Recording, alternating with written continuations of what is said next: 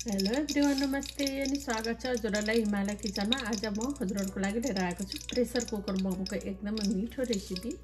यसको लागि मैले प्रेसर कुकरमा तेल बसाइसकेको छु, त्यो तातिसकेको छ।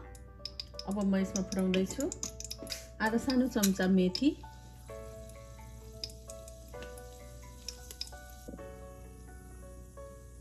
त्यसैगरी आधा सानो चम्चा जिरा,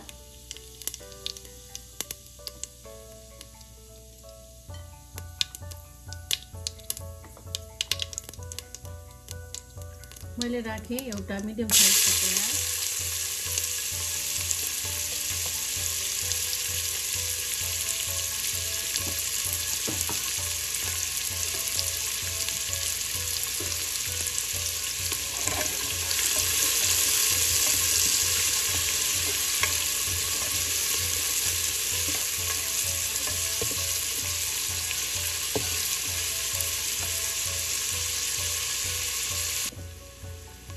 र मैले यसमा राखेँ दुईटा हरियो खुर्सानी, एउटा सुकेको खुर्सानी, त्यसरी एक सानो चम्चा कुटेको लसुन अदुवा,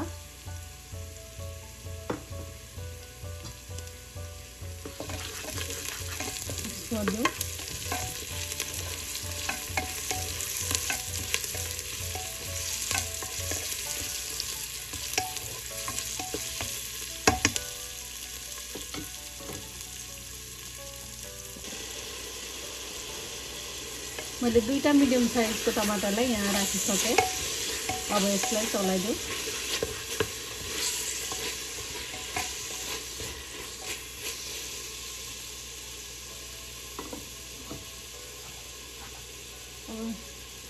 अब नुन आफ्नो स्वाद अनुसार राखेर थोरै पानी हालेर अब यसलाई म एकछिन यो टमाटर राम्ररी गलुन्जेलसम्म छोपेर छोडिदिन्छु।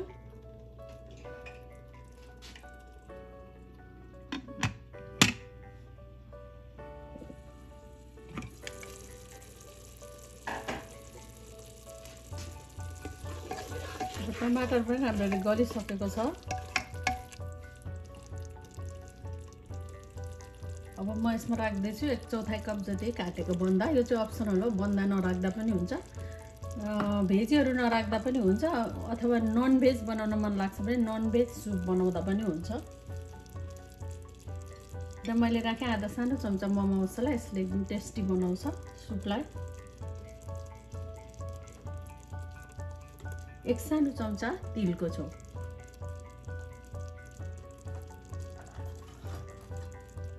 थोरै नुन थप्दैछु म आफ्नो टेस्ट अनुसार। अब चलाइदिउँ त।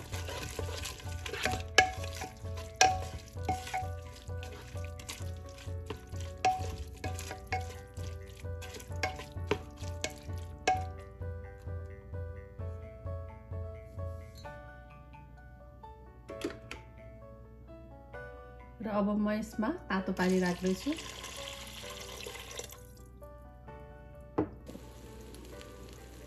र अब यो उम्लिन थालेपछि यसमा मैले लिएको छु यहाँ 10वटा चिकन मोमोलाई। यो चाहिँ मैले फ्रोजन गरेर राखेको मोमोलाई लिएको छु। अब यो मोमोलाई म यहाँ राख्छु। यो चाहिँ नपकाएको मोमो हो।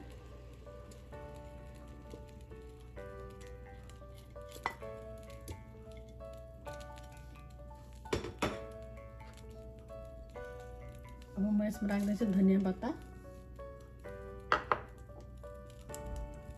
अब यसलाई चलाइदिउँ एकचोटि।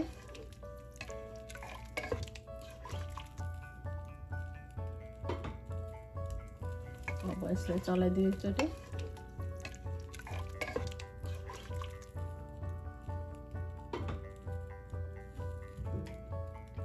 अब यसलाई यसरी बन्द गरेर यसमा एक सिटी मजाले लाग्न दिनुपर्छ।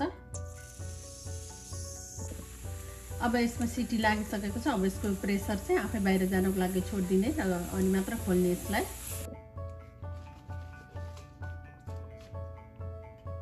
ल अब मैले यसलाई खोलिसकेको छु। यसरी एकदमै मिठो गरेर मिठो जस्तो देखिएको छ। प्रेसर कुकर मोमो चाहिँ रेडी भएको छ।